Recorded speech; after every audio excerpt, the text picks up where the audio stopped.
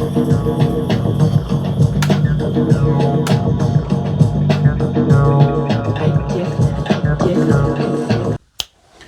will use timecode one day. Okay, so if you've clicked on this video, it's probably because you're looking for a budget audio mixer. So you probably already have an interface and you're quite happy using it, you're pulling along, and you're like, well, actually, I want to send audio through an external effects unit. I want to add some external analog reverb, or I just want to drive something through some preamps, whatever it is. The standards of equipment that was made in the 80s and 90s, it was just standard that you would need lots of inputs. And what's happened now is that it's been funneled so hard into audio interfaces which have like two very, very good, clean as hell preamps with maybe some additional basic saturation and harmonic distortion added on top. So if you already have a multitrack, well, I'm just stroking your ego, but what I'm saying in this video is get a multitracker. I know you've probably seen like 1,000,001 different videos on multitrackers, but this is basically singing the praises of just the mixing board itself, just the soundboard, whatever you want to call it, just the mixer itself, because they are over spec to hell. They sound absolutely incredible. And there's so many additional features that you can use on them. So what I'm going to do is I'm going to show you two. So I'm going to show you a cassette and then a MiniDisc one. And there is some years and gaps in between them, and obviously technology advances. So one does sound a lot cleaner, it's very obvious. And then the other one, I'll leave that opinion up to you. And I've learned so much more about arrangement, production, and just having fun, because there's nothing like being able to physically play with your sound. Get a used multi-tracker. The first example is going to be this Fostex. Ignoring the recording function, just the board, there is so many inputs on here compared to your average audio interface that when you first get one, it's honestly like being a kid in a candy shop. Even though this board is actually fairly basic compared to, say, the MiniDisc or other models, there's so much functionality on here, just in the board itself. Inputs here, these are all quarter jack. You got a punch in, punch out. This is 0 return, so you can do tracking properly. Quarter jack stereo out. Pitch control, although we're not looking at the recording function. Monitor out, so this is a stereo monitor out. And a stereo auxiliary in, an aux send, line out, a sync here, if you're lucky enough to still have one of those sync machines, and then individual tape outs. So when you actually record to tape, you can send these back out and have them sort of come back in on themselves. Let's say like 3 if you were sending track 2 out. You know, you can send these back for an individual processing from there. Very basic stereo EQ here, high and low shelf. Does a really good job of just cutting the highs off if it's too much, or boosting the low, and it sounds really, really nice. When you're looking at cassette multi-trackers, the boards are just completely over-spec'd, especially with the signal to noise ratio at the time, because of the tape noise. There's no point in having a board which adds additional hiss and, you know, signal degradation, especially when you're recording to something, which the only deficit to it is the tape noise. Trim, this is individual trim and gain for each channel. This sets the recording. This sets your monitor, whether you're monitoring the aux in or the mon out. And, you know, 8 individual faders for 8 individual inputs. Panning, so individual panning as well. And we're going to be running the digital track through the computer into these channels, and then do a bit of auxiliary sending here on the board, and then recording that sound back off. Yeah, literally just using it as a mixing board. And I have to say, it sounds great. It's all synced up now. USB, MIDI, TD3 with our track, which is literally just coming through on one. And then we've got really simple effects send here, and then going into a digital pedal, and we can start to mess around with some of the effects. Now we have a little acid bit on here, so we can, the auxiliary sends are here, which means you can now pump these up. Make sure our return track is up here, and you can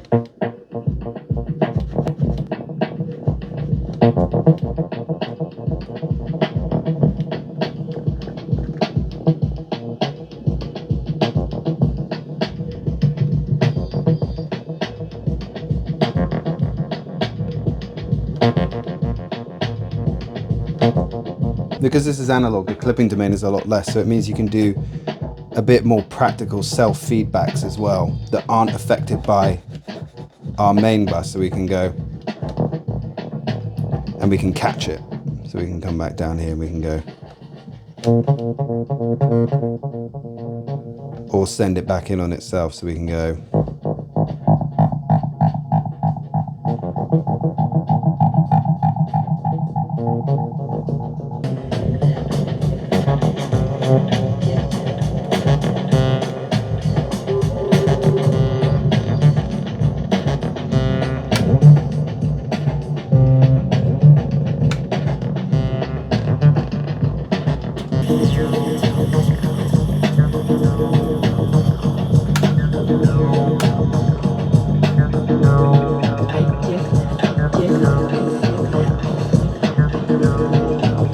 And we're EQing.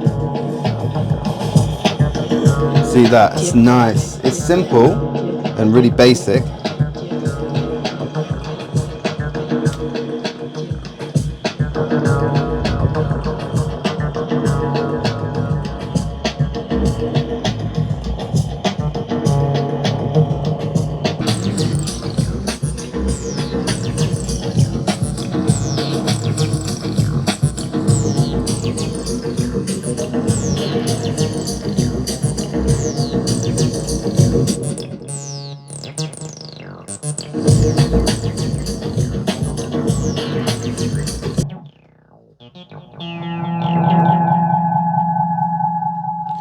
Unfortunately, the Digitech Delay only has mono in, which is kind of sad because obviously it would be a great little stereo pedal. It does have stereo out, but then you're going to get phasing issues. But because this is mono, this will work with all pedals, which is great that have a mono input. I really struggle to make stuff sound bad when I put stuff through this. The board is incredible. Just getting out of here and onto here and playing around in the real world with stuff. We're going to move to something a little bit more high fidelity, a little bit more feature packed. You know, I always, my heart will always have a special place for this one. This is the Yamaha MD8, and this one is a lot bigger. And you know, for size reference, I'll just show you. This is the size of the Fostex. It weighs nearly double the weight of this. It's obviously a much bigger board and it's got a lot more features on it, which you'll find in a sort of more professional mixer. It's a lot more specky than the Fostex, but we have an additional auxiliary return here, which means we can now send it through the quad reverb and we can get some additional reverb. And when you start getting into MiniDisc, you get interesting things like MIDI as well. But yeah, you can see here you've got 8 individual track direct outs, which is incredible. You've got phantom power here. You've got mic inserts as well, so you can do compression. What I would probably say is a dedicated effects return, even though they haven't labeled it as that, and that's controlled by this here. 2 auxiliary sends, and a monitor out and a stereo out as well. So a lot more I/O and sort of looking at a lot more professional board. You can pick one of these up for a really good price. And I have to say, the preamps on here and the EQing, it sounds so good. And it's such a shame that this doesn't work properly, so I'm not going to be able to show you it in its full glory. There is a giant crack, which you can see in another video of me trying to repair this thing. And there is a split running right through the circuit board up, and no amount of cleaning or pot deoxing has revived it. Yeah, if you touch it, you can see it depresses the whole thing sort of, yeah. It's not very happy, but it's great. And you can find one that isn't, you know, damaged at all. Individual channel sweepable mids here with slightly different EQ and frequencies than say on the Fostex. Individual channel pans, you've got group assigns here as well, and individual group channel monitors here. But yeah, this sounds great. This sounds great. I'll let it speak for itself and then I'll come back.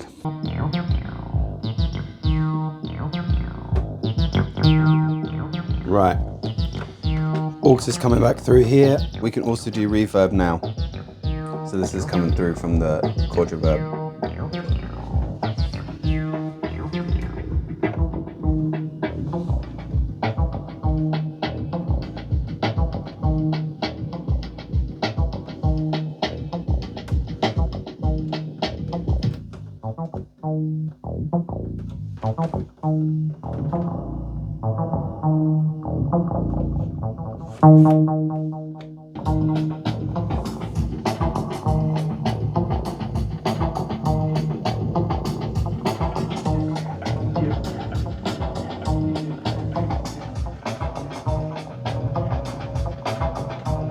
And it's definitely a lot more cleaner. You know, I can't deny that.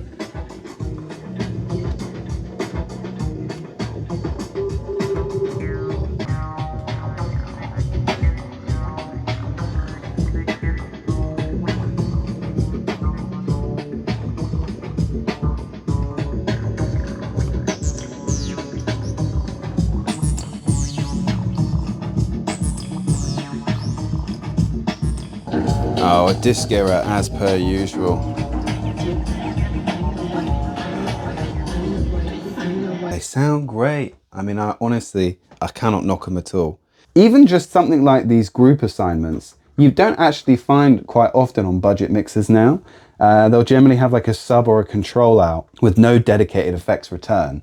It's so interesting seeing like on a semi-professional board from back in the day, the amount of group assigns and just line inputs is just absolutely insane. Especially with stuff like this cassette one. I mean, it's almost like this machine and these machines were made for ambient music. You know, the original détente of the original superpower, to quote Constantine, of like ambient music, like Brian Eno and others.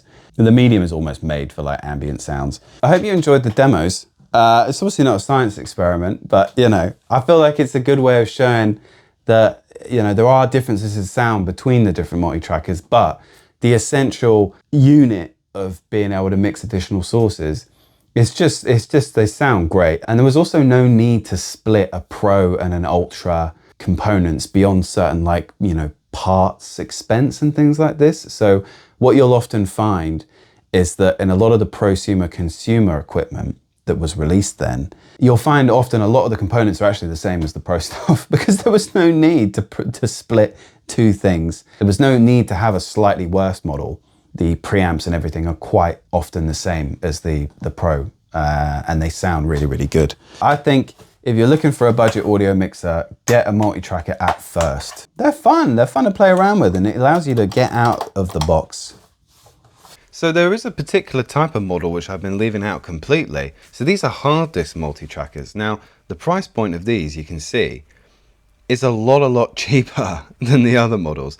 And now if you're an anthropologist sort of picking through the, you know, the remains of human society and trying to figure out what's going on, then the price isn't going to mean much. But whilst in this time we're dealing with cold hard cash, you can see that the cassette ones have sort of really gone up in price. So these are a good little alternative. And they have some really interesting tech. So I was doing some research and I found this model here. So this is the BR1600 CD. And I'm like, okay, but what's this over here? This is Cosm. And I'm like, I know where I've seen this before. This is on this Space Echo. So this is a pedal that Boss came out with, which has this Cosm processing, which supposedly mimics really, really well the famous tape Space Echo. I noticed it was here, so I was like, let me do some research on this. And looking at this Sound on Sound review that came out at the time, it's got really interesting features. So it's got a guitar amp emulation, it's got amp modeling and other effects, it's got a vocal compressor, it's got all sorts of effects sort of built right into the machine. So this is another option that I can't really deny being a good one. And I mean, who can beat, like, you could just record straight to a CD. So I was gonna leave it out, but I don't feel like they get enough love. And this Cosm thing, I couldn't believe it when I saw it that they built it in. It's fun to be able to play with stuff physically. And what you can do with these older ones, if you then go to decide to buy another mixer, is you can use them as an external effects unit. Instead of taking up more channels on your sort of 12 or 16 or 18, 24 channel mixer, you can send all of your pedals returns on these individual. You've got stereo, you know, and they sound great for the effects unit, because what's going to happen, especially if you mix a wet and dry signal, is you're going to get the preamp color from the multi-tracker feeding back on your effects return on your main mixer. So even if you outgrow these things, you can still use them. And, you know, I'll be using them until, you know, they essentially blow up. I think there's so many good mixers on the market, and I would say go for them if you're looking for something really clean. But if you're looking to learn and you're on a budget,